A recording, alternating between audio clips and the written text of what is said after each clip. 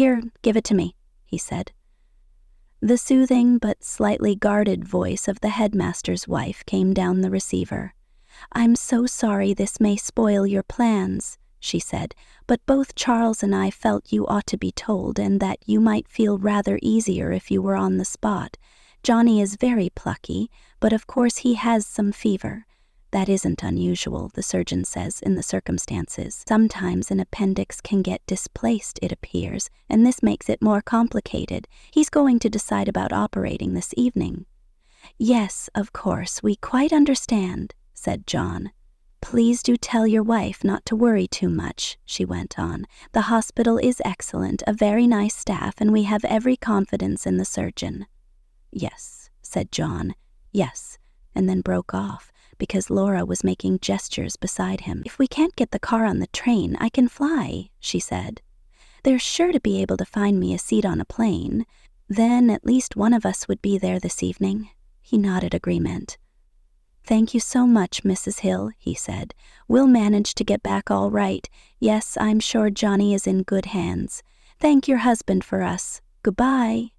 He replaced the receiver and looked round him at the tumbled beds, tissue paper strewn, baskets, maps, books, coats, everything they had brought with them in the car. Oh God, he said, what a bloody mess, all this junk. The telephone rang again. It was the hall porter to say he had succeeded in booking a sleeper for them both and a place for the car on the following night. Look, said Laura, who had seized the telephone. Could you book one seat on the midday plane from Venice to London today for me? It's imperative one of us gets home this evening. My husband could follow with the car tomorrow. Here, hang on, interrupted John. No need for panic stations. Surely 24 hours wouldn't make all that difference. Anxiety had drained the color from her face. She turned to him, distraught. It mightn't to you, but it does to me, she said. I've lost one child. I'm not going to lose another. All right, darling, all right. He put his hand out to her, but she brushed it off, impatiently, and continued giving directions to the porter. He turned back to his packing. No use saying anything. Better for it to be as she wished. They could, of course, both go by air, and then when all was well and Johnny better, he could come back and fetch the car, driving home through France as they had come. Rather a sweat, though, and the hell of an expense. Bad enough Laura going by air and himself with the car on the train from Milan. We could, if you like, both fly, he began tentatively, explaining the sudden idea, but she would have none of it. That really would be absurd, she said impatiently. As long as I'm there this evening and you follow by train, it's all that matters. Besides, we shall need the car, going backwards and forwards to the hospital, and our luggage. We couldn't go off and just leave all this here. No, he saw her point. A silly idea. It was only, well, he was as worried about Johnny as she was, though he wasn't going to say so. I'm going downstairs to stand over the porter, said Laura. They always make more effort if one is actually on the spot. Everything I want tonight is packed. I shall only need my overnight case. You can bring everything else in the car. She hadn't been out of the bedroom 5 minutes before the telephone rang. It was Laura. Darling, she said, it couldn't have worked out better. The porter has got me on a charter flight that leaves Venice in less than an hour. A special motor launch takes the party direct from San Marco in about 10 minutes. Some passenger on the charter flight canceled. I shall be at Gatwick in less than 4 hours. I'll be down right away, he told her. He joined her by the reception desk. She no longer looked anxious and drawn, but full of purpose. She was on her way. He kept wishing they were going together. He couldn't bear to stay on in Venice after she had gone, but the thought of driving to Milan, spending a dreary night in a hotel there alone, the endless dragging day which would follow, and the long hours in the train the next night filled him with intolerable depression. Quite apart from the anxiety about Johnny, they walked along to the San Marco landing stage, the molo bright and glittering after the rain, a little breeze blowing, the postcards and scarves and tourist souvenirs fluttering on the stalls, the tourists themselves out in force, strolling, contented, the happy day before them. I'll ring you tonight from Milan, he told her. "The hills will give you a bed, I suppose, and if you're at the hospital, they'll let me have the latest news. That must be your charter party. You're welcome to them." The passengers descending from the landing stage down into the waiting launch were carrying hand luggage with Union Jack tags upon them. They were mostly middle-aged, with what appeared to be 2 Methodist ministers in charge. One of them advanced towards Laura, holding out his hand, showing a gleaming row of dentures when he smiled. "You must be the lady joining us for the homeward flight," he said. "Welcome aboard, and to the Union of Fellowship. We are all delighted to make your acquaintance. Sorry we hadn't a seat for hubby, too." Laura turned swiftly and kissed John, a tremor at the corner of her mouth betraying inward laughter. "Do you think they'll break into hymns?" she whispered. "Take care of yourself, hubby. Call me tonight." The pilot sounded a curious little toot upon his horn, and in a moment Laura had climbed down the steps into the launch and was standing amongst the crowd of passengers, waving her hand, her scarlet coat a gay patch of color amongst the more sober suiting of her companions. The launch tooted again and moved away from the landing stage, and he stood there watching it, a sense of immense loss filling his heart. Then he turned and walked away, back to the hotel, the bright day all about him desolate, unseen. There was nothing, he thought, as he looked about him presently in the hotel bedroom, so melancholy as a vacated room, especially when the recent signs of occupation were still visible about him. Laura's suitcases on the bed, a second coat she had left behind, traces of powder on the dressing table, a tissue with a lipstick smear thrown in the waste paper basket, even an old toothpaste tube squeezed dry lying on the glass shelf above the wash basin. Sounds of the heedless traffic on the Grand Canal came as always from the open window, but Laura wasn't there anymore to listen to it or to watch from the small balcony. The pleasure had gone. Feeling had gone. John finished packing, and leaving all the baggage ready to be collected, he went downstairs to pay the bill. The reception clerk was welcoming new arrivals. People were sitting on the terrace overlooking the Grand Canal, reading newspapers, the pleasant day waiting to be planned. John decided to have an early lunch here on the hotel terrace, on familiar ground, and then have the porter carry the baggage to one of the ferries that steamed direct between San Marco and the Porta Roma, where the car was garaged. The fiasco meal of the night before had left him empty, and he was ready for the trolley of hors d'oeuvres when they brought it to him around midday. Even here, though, there was change. The head waiter, their especial friend, was off duty, and the table where they usually sat was occupied by new arrivals. A honeymoon couple, he told himself sourly, observing the gaiety, the smiles, while he had been shown to a small single table behind a tub of flowers.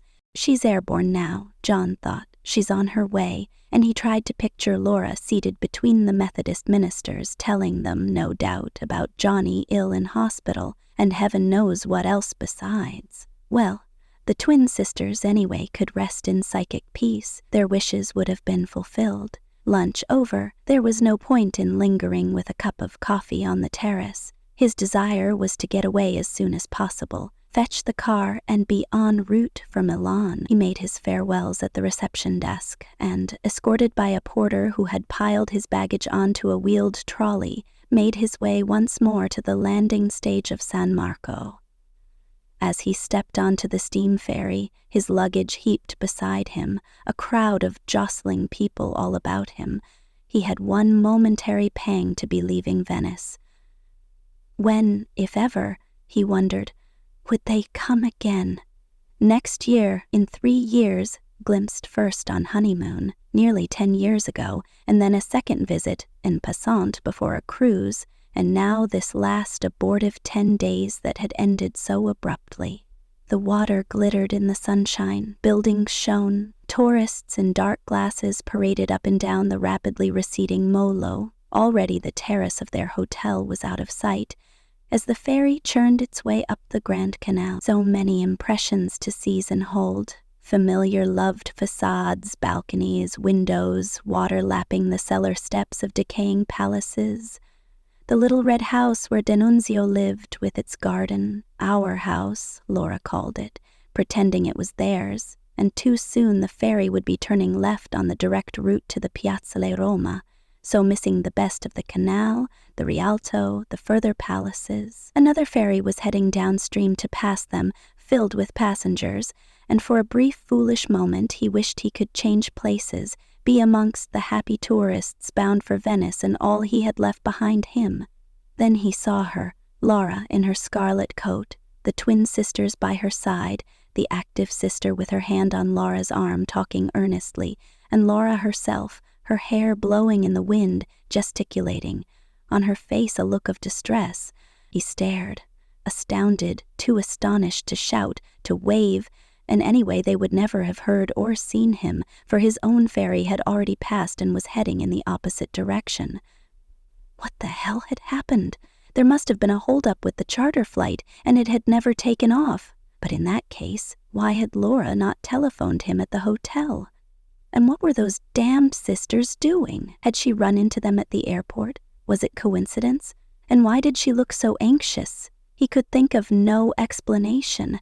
Perhaps the flight had been cancelled.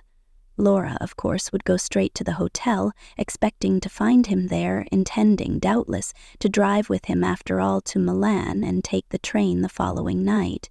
What a blasted mix-up. The only thing to do was to telephone the hotel immediately his ferry reached the Piazzale Roma and tell her to wait, he would return and fetch her.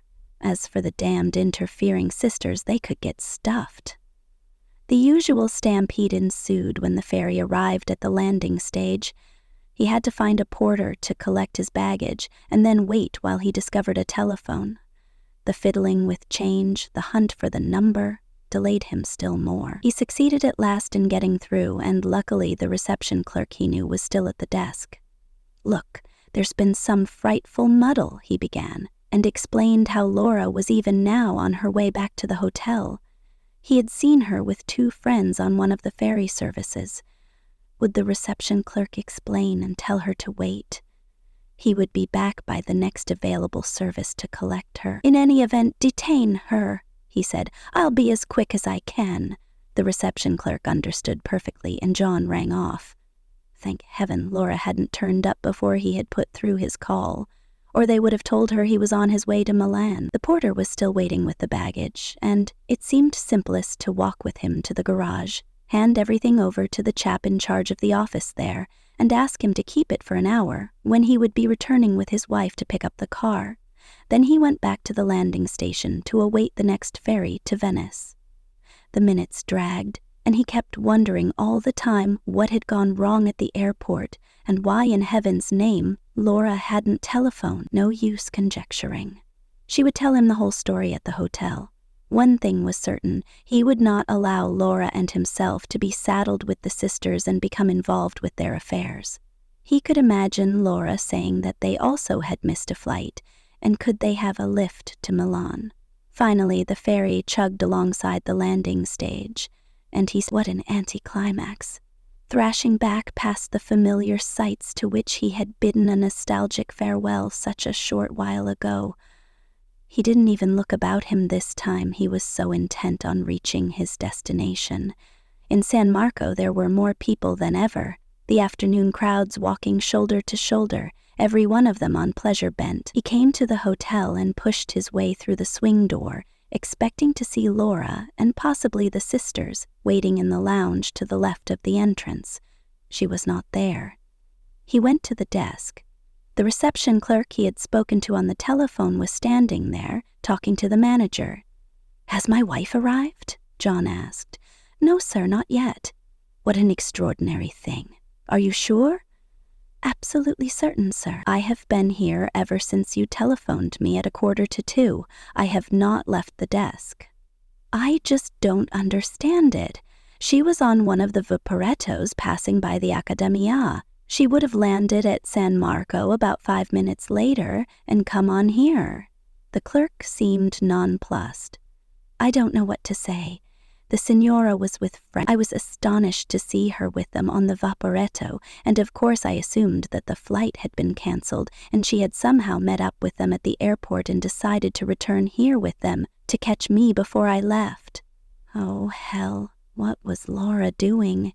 It was after 3, a matter of moments from San Marco landing stage to the hotel. Do you know where they are staying? No, said John. I haven't the slightest idea. What's more, I don't even know the names of the 2 ladies. They were sisters, twins in fact, looked exactly alike, but anyway, why go to their hotel and not here?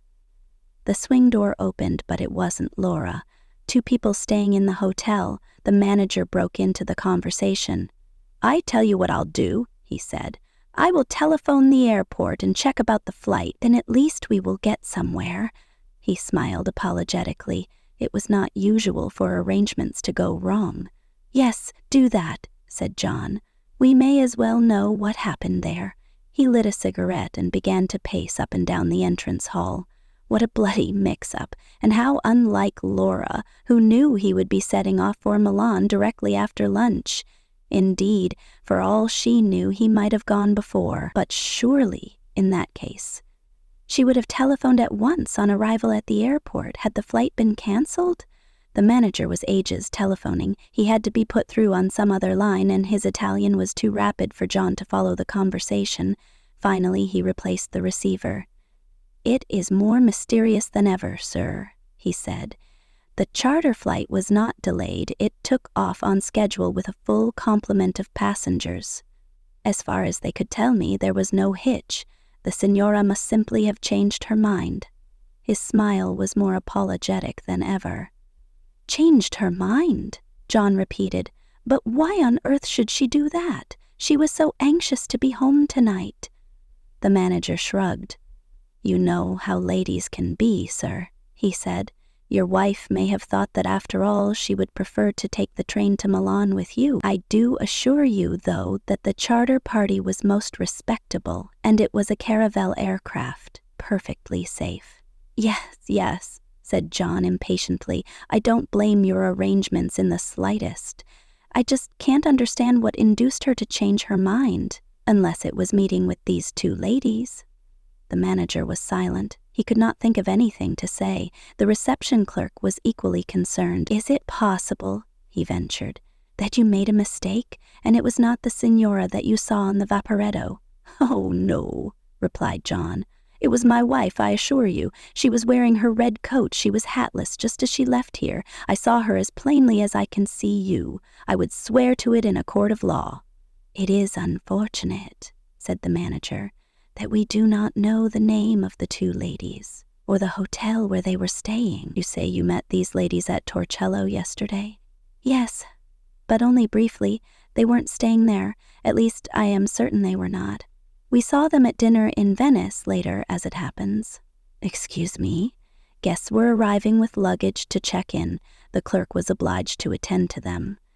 John turned in desperation to the manager. Do you think it would be any good telephoning the hotel in Torcello in case the people there knew the name of the ladies, or where they were staying in Venice? We can try, replied the manager. It is a small hope, but we can try. John resumed his anxious pacing, all the while watching the swing door, hoping, praying that he would catch sight of the red coat and Laura would enter. Once again there followed what seemed an interminable telephone conversation between the manager and someone at the hotel in Torcello.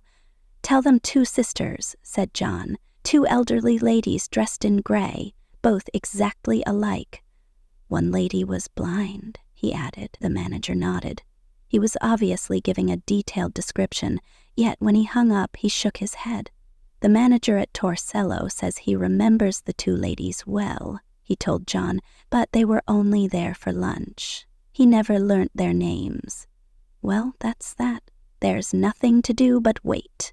John lit his 3rd cigarette and went out onto the terrace to resume his pacing there. He stared out across the canal, searching the heads of the people on passing steamers, motorboats, even drifting gondolas. The minutes ticked by on his watch, and there was no sign of Laura.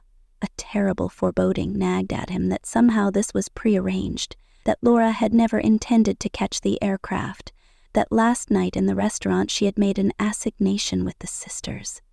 Oh God, he thought, That's impossible. I'm going paranoid. Yet why? Why?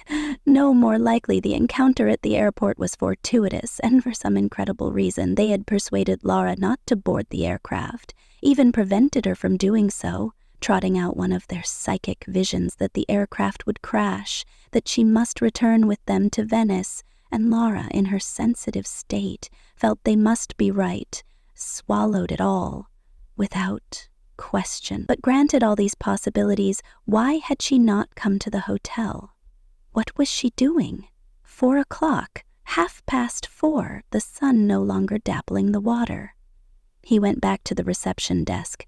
I just can't hang around, he said. Even if she does turn up, we shall never make Milan this evening. I might see her walking with these ladies in the Piazza San Marco, anywhere. If she arrives while I'm out, will you explain? The clerk was full of concern. Indeed, yes, he said. It is very worrying for you, sir. Would it perhaps be prudent if we booked you in here tonight? John gestured helplessly. Perhaps, yes, I don't know, maybe.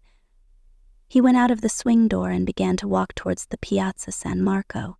He looked into every shop up and down the colonnades, crossed the piazza a dozen times, threaded his way between the tables in front of Florian's, in front of Quadre's, knowing that Laura's red coat and the distinctive appearance of the twin sisters could easily be spotted, even amongst this milling crowd. But there was no sign of them. He joined the crowd of shoppers in the Merceria, shoulder to shoulder with idlers, thrusters, window-gazers, knowing instinctively that it was useless. They wouldn't be here. Why should Laura have deliberately missed her flight to return to Venice for such a purpose? And even if she had done so, for some reason beyond his imagining, she would surely have come first to the hotel to find him. The only thing left to him was to try to track down the sisters. Their hotel could be anywhere amongst the hundreds of hotels and pensions scattered through Venice, or even across the other side at the Zattere, or further again on the Giudecca. These last possibilities seemed remote. More likely they were staying in a small hotel or pension somewhere near San Zaccaria, handy to the restaurant where they had dined last night. The blind one would surely not go far afield in the evening. He had been a fool not to have thought of this before, and he turned back and walked quickly away from the brightly lighted shopping district towards the narrower, more cramped quarter where they had dined last evening.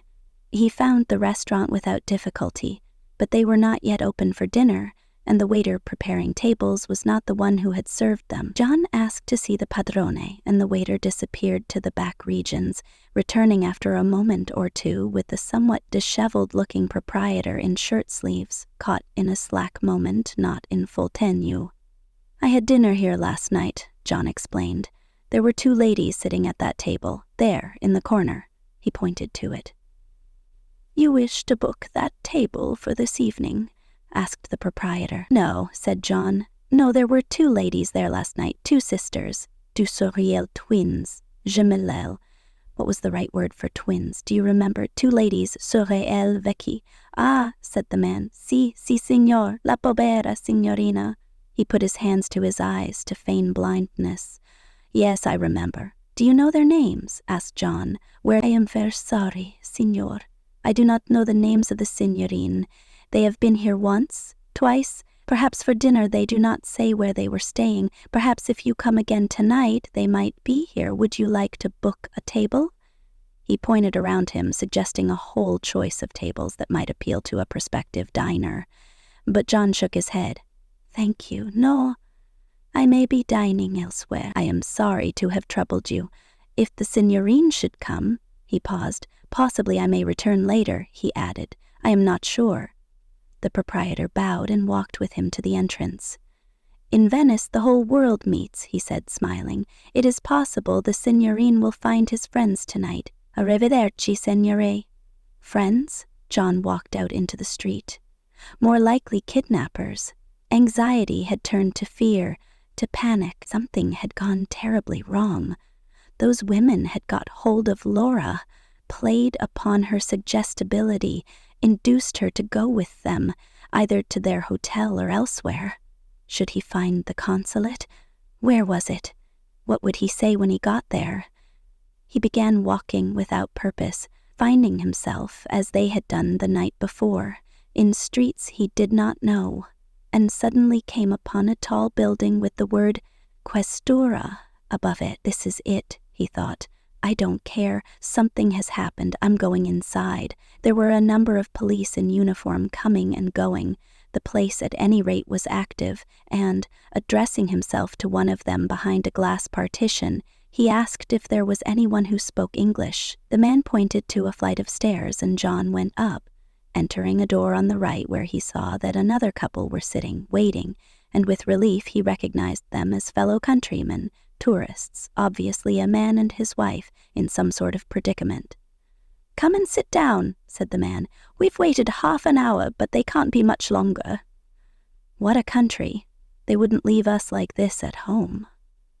John took the proffered cigarette and found a chair beside them. "What's your trouble?" he asked. "My wife had her handbag pinched in one of those shops in the Merceria," said the man. "She simply put it down one moment to look at something, and you'd hardly credit it. The next moment it had gone. I say it was a sneak thief. She insists it was the girl behind the counter. But who's to say? These IDs are all alike. Anyway, I'm certain we shan't get it back." "What have you lost?" "Suitcase stolen," John lied rapidly. "Had some important papers in it." How could he say he had lost his wife? He couldn't even begin. The man nodded in sympathy. "As I said, these IDs are all alike. Old Musso knew how to deal with them. Too many communists around these days. The trouble is, they're not going to bother with our troubles much, not with this murderer at large. They're all out looking for him." "Murderer? What murderer?" asked John. "Don't tell me you've not heard about it." The man stared at him in surprise. "Venice has talked of nothing else. It's been in all the papers, on the radio, and even in the English papers. A grisly business. One woman found with her throat slit last week, a tourist too, and some old chap discovered with the same sort of knife wound this morning. They seem to think it must be a maniac because there doesn't seem to be any motive. Nasty thing to happen in Venice in the tourist season.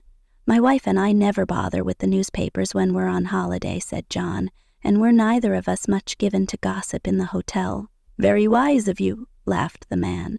"It might have spoiled your holiday, especially if your wife is nervous. Oh well, we're off tomorrow anyway. Can't say we mind, do we, dear?" He turned to his wife. "Venice has gone downhill since we were here last, and now this loss of the handbag really is the limit." The door of the inner room opened, and a senior police officer asked John's companion and his wife to pass through. "I bet we don't get any satisfaction," murmured the tourist, winking at John, and he and his wife went into the inner room. The door closed behind them. John stubbed out his cigarette and lighted another. A strange feeling of unreality possessed him. He asked himself what he was doing here. What was the use of it? Laura was no longer in Venice, but had disappeared, perhaps forever, with those diabolical sisters. She would never be traced. And just as the two of them had made up a fantastic story about the twins when they first spotted them in Torcello, so, with nightmare logic, the fiction would have basis in fact. The women were in reality disguised crooks, men with criminal intent who lured unsuspecting persons to some appalling fate. They might even be the murderers for whom the police sought. Who would ever suspect two elderly women of respectable appearance, living quietly in some second-rate pension or hotel? He stubbed out his cigarette, unfinished. "This," he thought, "is really the start of paranoia. This is the way people go off their heads." He glanced at his watch.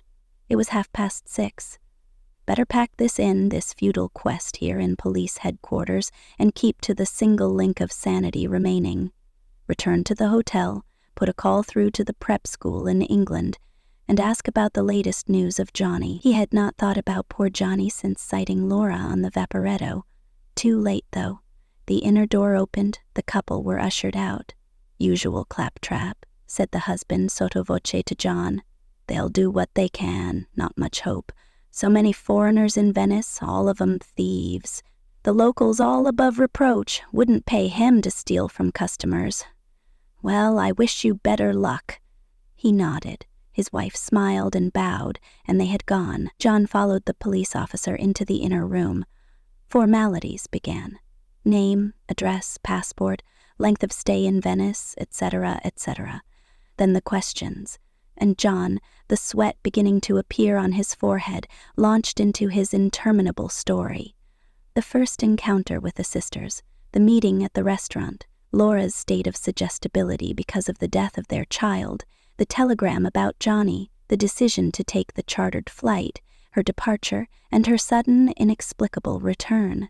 When he had finished, he felt as exhausted as if he had driven 300 miles non-stop after a severe bout of flu. His interrogator spoke excellent English with a strong Italian accent. "You say," he began, "that your wife was suffering the after-effects of shock. This had been noticeable during your stay here in Venice?" "Well, yes," John replied. "She had really been quite ill. The holiday didn't seem to be doing her much good. It was only when she met these two women at Torcello yesterday that her mood changed. The strain seemed to have gone. She was ready, I suppose, to snatch at every straw, and this belief that our little girl was watching over her had somehow restored her to what appeared normality." "It would be natural," said the police officer, "in the circumstances. But no doubt the telegram last night was a further shock to you both?" "Indeed, yes. That was the reason we decided to return home." "No argument between you? No difference of opinion?" "None. We were in complete agreement. My one regret was that I could not go with my wife on this charter flight." The police officer nodded. "It could well be that your wife had a sudden attack of amnesia, and meeting the two ladies served as a link. She clung to them for support.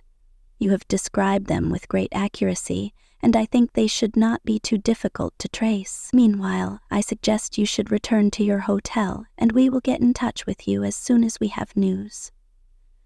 At least, John thought, they believed his story. They did not consider him a crank who had made the whole thing up and was merely wasting their time. "You appreciate," he said.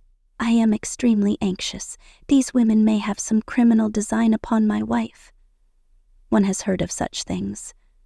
The police officer smiled for the first time. "Please don't concern yourself," he said. "I am sure there will be some satisfactory explanation." All very well, thought John, but in heaven's name, what? "I'm sorry," he said, "to have taken up so much of your time, especially as I gather the police have their hands full hunting down a murderer who is still at large." He spoke deliberately. No harm in letting the fellow know that for all any of them could tell, there might be some connection between Laura's disappearance and this other hideous affair. "Ah, that," said the police officer, rising to his feet. "We hope to have the murderer under lock and key very soon." His tone of confidence was reassuring. Murderers, missing wives, lost handbags were all under control. They shook hands, and John was ushered out of the door and so downstairs. Perhaps, he thought, as he walked slowly back to the hotel, the fellow was right. Laura had suffered a sudden attack of amnesia, and the sisters happened to be at the airport and had brought her back to Venice, to their own hotel, because Laura couldn't remember where she and John had been staying. Perhaps they were even now trying to track down his hotel. Anyway, he could do nothing more. The police had everything in hand and, please God, would come up with the solution. All he wanted to do right now was to collapse upon a bed with a stiff whiskey and then put through a call to Johnny's school. The page took him up in the lift to a modest room on the 4th floor at the rear of the hotel, bare, impersonal, the shutters closed, with a smell of cooking wafting up from a courtyard down below. "Ask them to send me up a double whiskey, will you?" he said to the boy. "A ginger ale?" And when he was alone, he plunged his face under the cold tap in the wash basin, relieved to find that the minute portion of visitors' soap afforded some measure of comfort. He flung off his shoes, hung his coat over the back of a chair, and threw himself down on the bed. Somebody's radio was blasting forth an old popular song, now several seasons out of date, that had been one of Laura's favorites a couple of years ago. "I love you, baby." He reached for the telephone and asked the exchange to put through the call to England. Then he closed his eyes, and all the while the insistent voice persisted, "I love you, baby. I can't get you out of my mind." Presently there was a tap at the door. It was the waiter with his drink. Too little ice. Such meager comfort. But what desperate need? He gulped it down without the ginger ale, and in a few moments the ever-nagging pain was eased, numbed, bringing, if only momentarily, a sense of calm.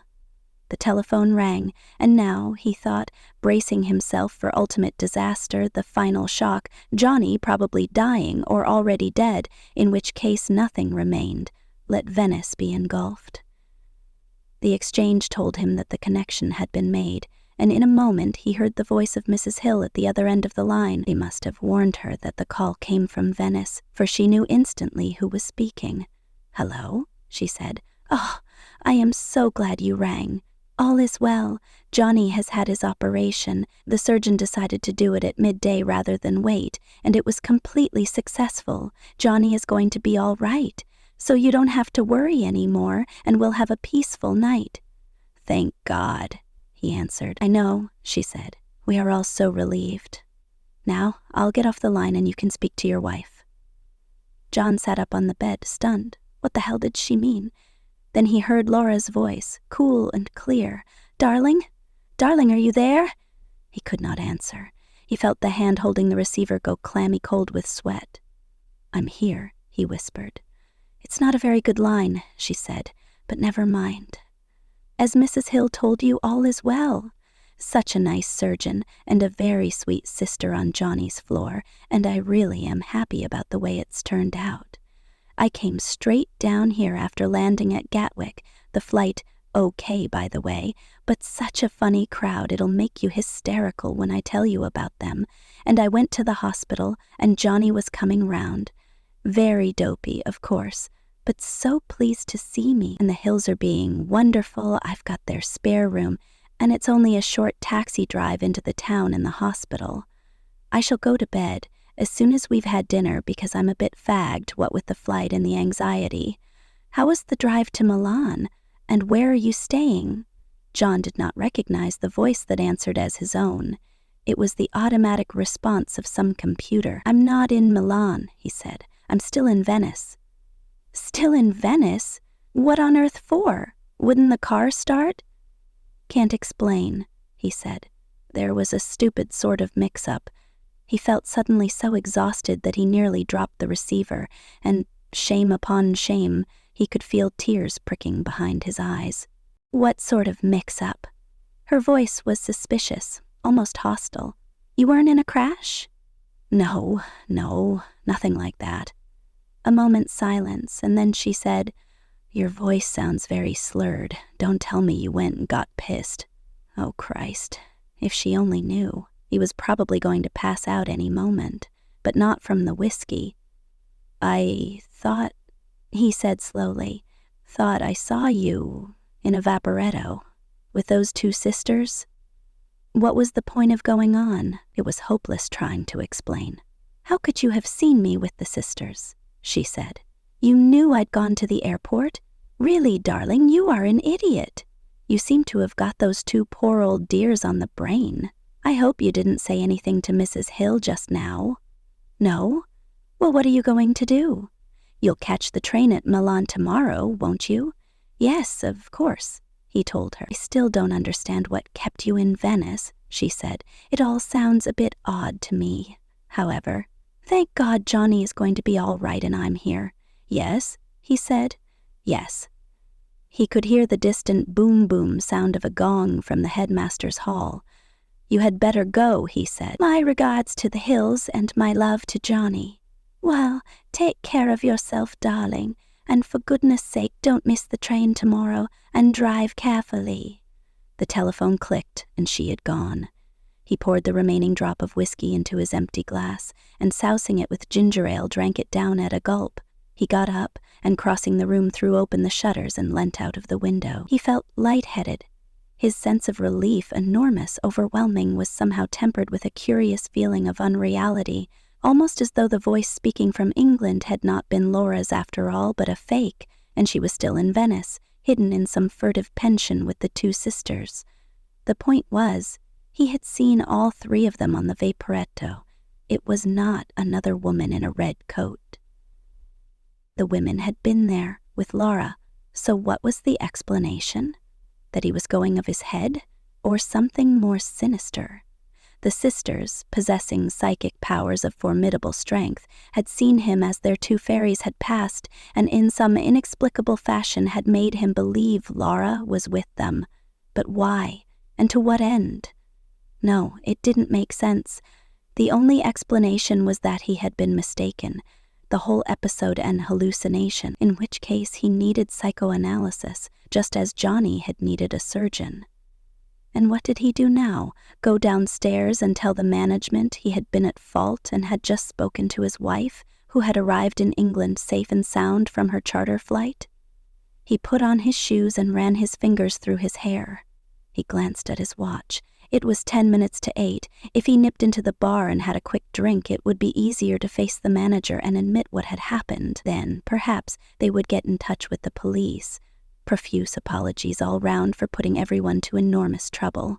He made his way to the ground floor and went straight to the bar, feeling self-conscious, a marked man, half imagining everyone would look at him, thinking, "There's the fellow with the missing wife." Luckily, the bar was full and there wasn't a face he knew. Even the chap behind the bar was an underling who hadn't served him before. He downed his whiskey and glanced over his shoulder to the reception hall. The desk was momentarily empty. He could see the manager's back framed in the doorway of an inner room, talking to someone within. On impulse, coward-like, he crossed the hall and passed through the swing door to the street outside.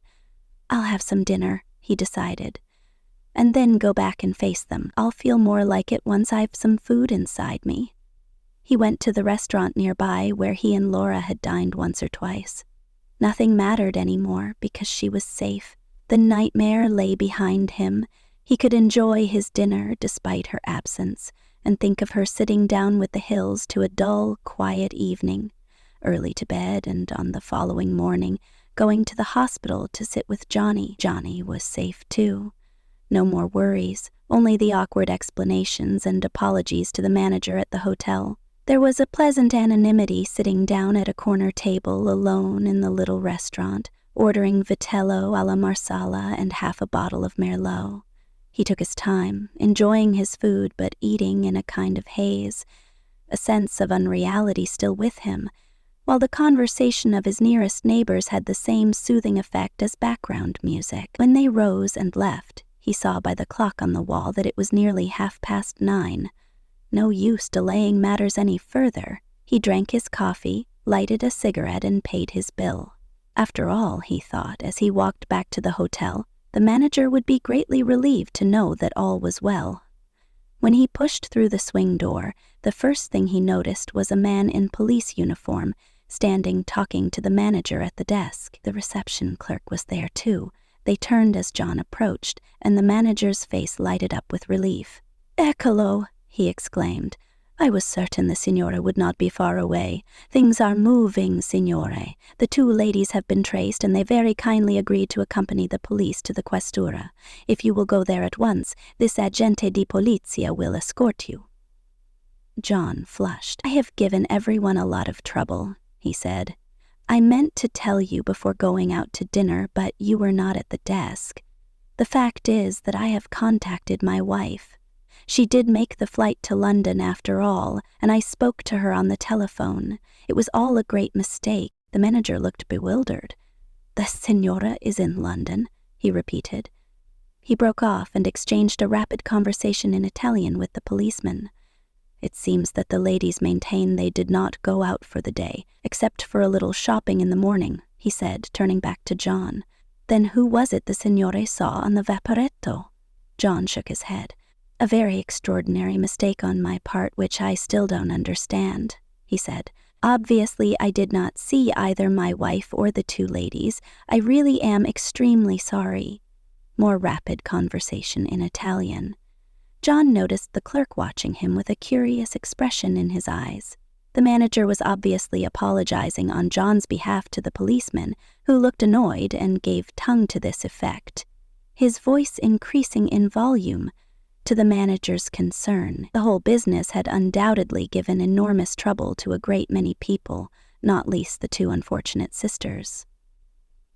"Look," said John, interrupting the flow, "will you tell the agente I will go with him to headquarters and apologize in person both to the police officer and to the ladies?" The manager looked relieved. "If the signore would take the trouble," he said. Naturally, the ladies were much distressed when a policeman interrogated them at their hotel, and they offered to accompany him to the questura only because they were so distressed about the signora. John felt more and more uncomfortable. Laura must never learn any of this. She would be outraged.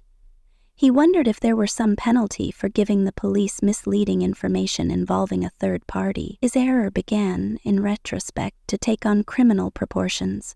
He crossed the Piazza San Marco, now thronged with after-dinner strollers and spectators at the cafes, all three orchestras going full blast in harmonious rivalry, while his companion kept a discreet 2 paces to his left and never uttered a word.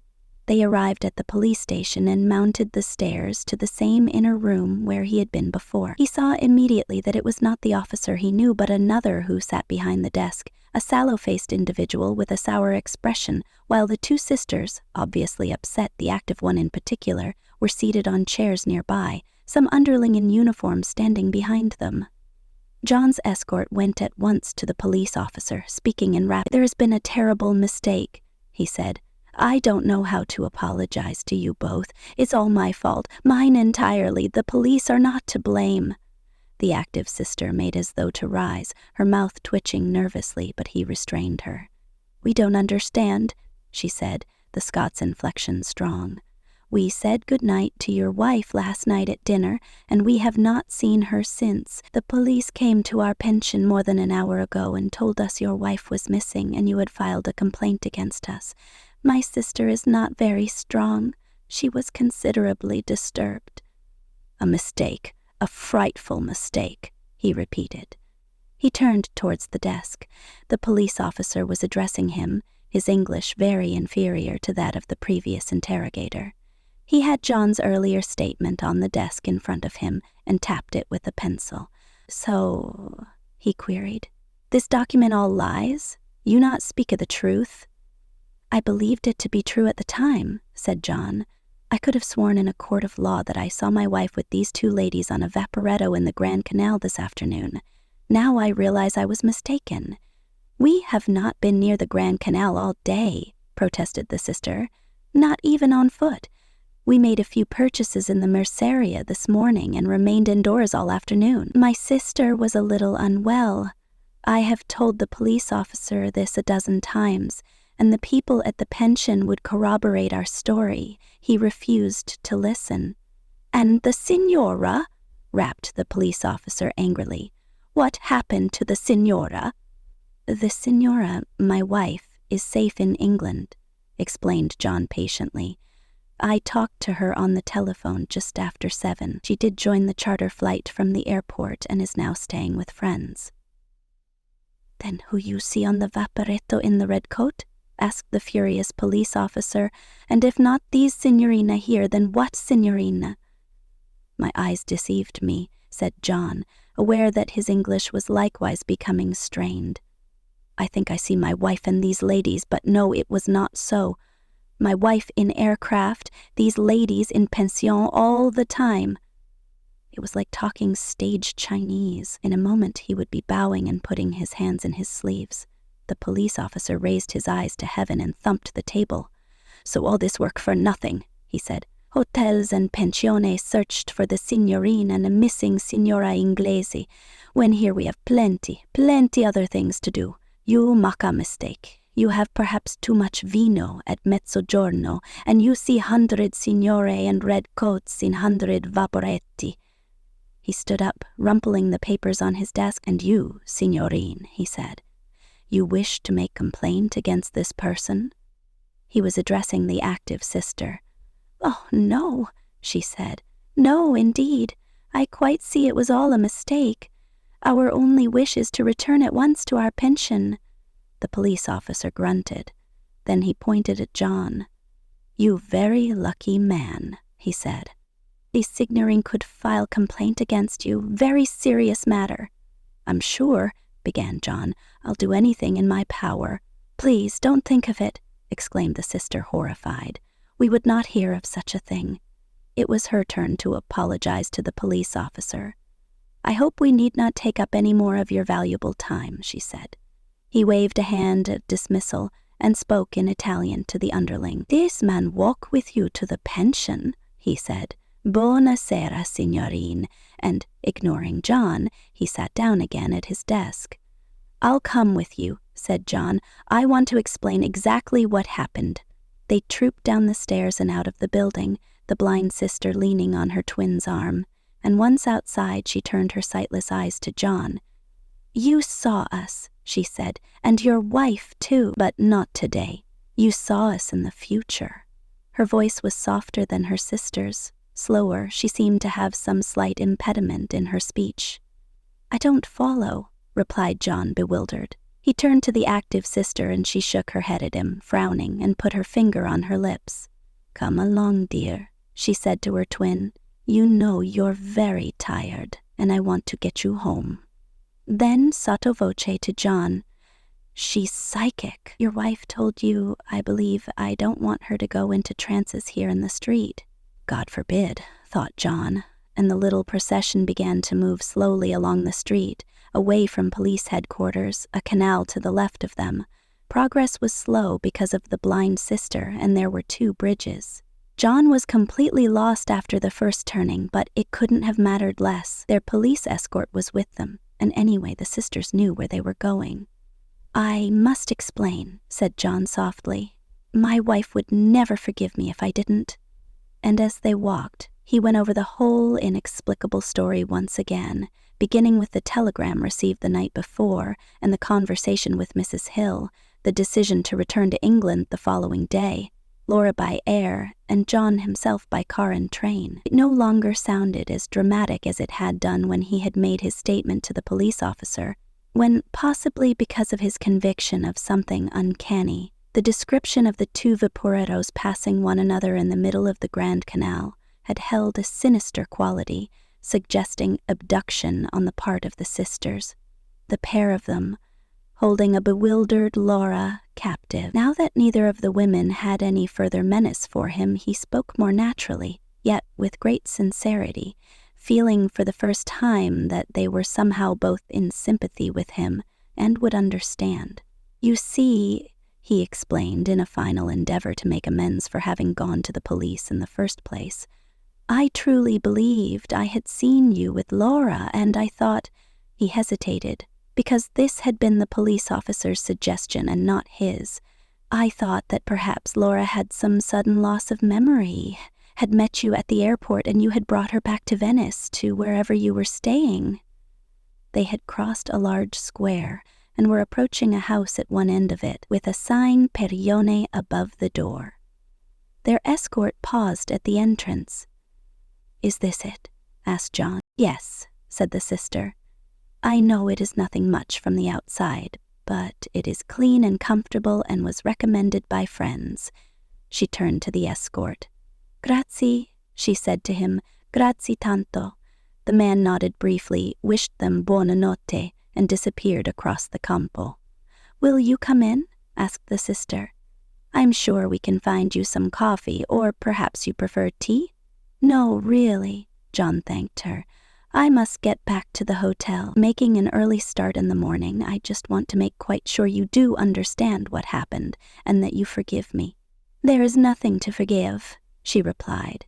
"It is one of the many examples of second sight that my sister and I have experienced time and time again, and I should very much like to record it for our files if you will permit it." "Well, as to that, of course," he told her. "But I myself find it hard to understand. It's never happened to me before." "Not consciously, perhaps," she said. "But so many things happen to us of which we are not aware. My sister felt you had psychic understanding. She told your wife. She also told your wife last night in the restaurant that you were to experience trouble, danger, that you should leave Venice. Well, don't you believe now that the telegram was proof of this? Your son was ill, possibly dangerously ill, and so it was necessary for you to return home immediately. Heaven be praised, your wife flew home to be by his side. Yes, indeed, said John. But why should I see her on the Vaporetto with you and your sister when she was actually on her way to England? Thought transference, perhaps, she answered. Your wife may have been thinking about us. We gave her our address. Should you wish to get in touch with us, we shall be here another 10 days. And she knows that we would pass on any message that my sister might have from your little one in the spirit world. Yes, said John awkwardly. Yes, I see. It's very good of you. He had a sudden, rather unkind picture of the two sisters putting on headphones in their bedroom, listening for a coded message from poor Christine. Look, this is our address in London, he said. I know Laura will be pleased to hear from you. He scribbled their address on a sheet torn from his pocket diary, even as a bonus thrown in the telephone number, and handed it to her. He could imagine the outcome. Laura springing it on him one evening that the old dears were passing through London on their way to Scotland, and the least they could do was to offer them hospitality, even the spare room for the night. Then a séance in the living room, tambourines appearing out of thin air. Well, I must be off, he said. Good night, and apologies once again for all that has happened this evening. He shook hands with the first sister, then turned to her blind twin. I hope, he said, that you are not too tired. The sightless eyes were disconcerting. She held his hand fast and would not let it go. The child, she said, speaking in an odd staccato voice. I can see the child. And then, to his dismay, a bead of froth appeared at the corner of her mouth, her head jerked back, and she half collapsed in her sister's arms. We must get her inside, said the sister hurriedly. It's all right, she's not ill, it's the beginning of a trance state. Between them, they helped the twin, who had gone rigid, into the house and set her down on the nearest chair, the sister supporting her. The woman came running from some inner room. There was a strong smell of spaghetti from the back regions. Don't worry, said the sister. The signorina and I can manage. I think you had better go. Sometimes she is sick after these turns. I'm most frightfully sorry, John began, but the sister had already turned her back, and with the signorina was bending over her twin, from whom peculiar choking sounds were proceeding. He was obviously in the way, and after a final gesture of courtesy, "Is there anything I can do?" which received no reply, he turned on his heel and began walking across the square. He looked back once and saw they had closed the door. What a finale to the evening! And all his fault. Poor old girls, first dragged to police headquarters and put through an interrogation, and then a psychic fit on top of it all, more likely epilepsy. Not much of a life for the other sister, but she seemed to take it in her stride, an additional hazard, though, if it happened in a restaurant or in the street, and not particularly welcome under his and Laura's roof, should the sisters ever find themselves beneath it, which he prayed would never happen. Meanwhile, where the devil was he? The square, with the inevitable church at one end, was quite deserted. He could not remember which way they had come from police headquarters. There had seemed to be so many turnings. Wait a minute. The church itself had a familiar appearance. He drew nearer to it, looking for the name which was sometimes on notices at the entrance. San Giovanni in Bregora. That rang a bell.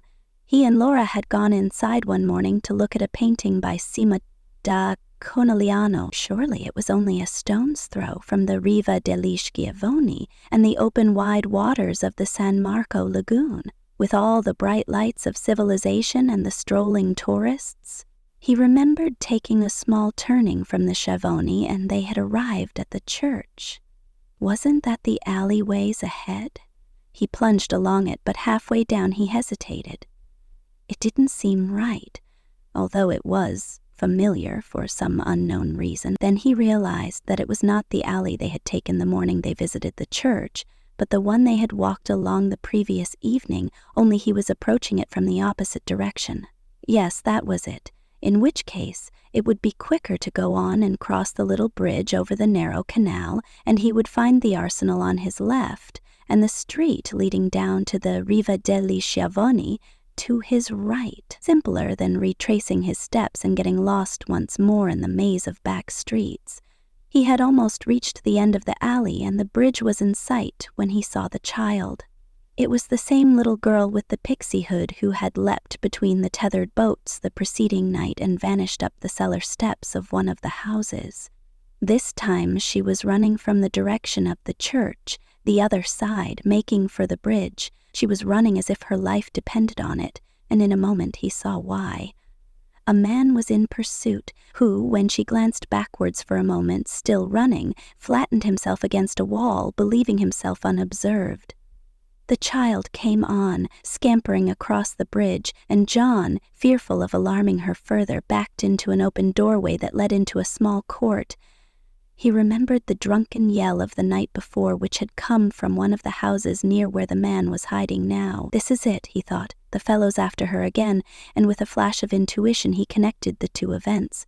The child's terror, then and now, and the murders reported in the newspapers, supposedly the work of some madman. It could be coincidence, a child running from a drunken relative, and yet, his heart began thumping in his chest, instinct warning him to run himself, now at once, back along the alley the way he had come.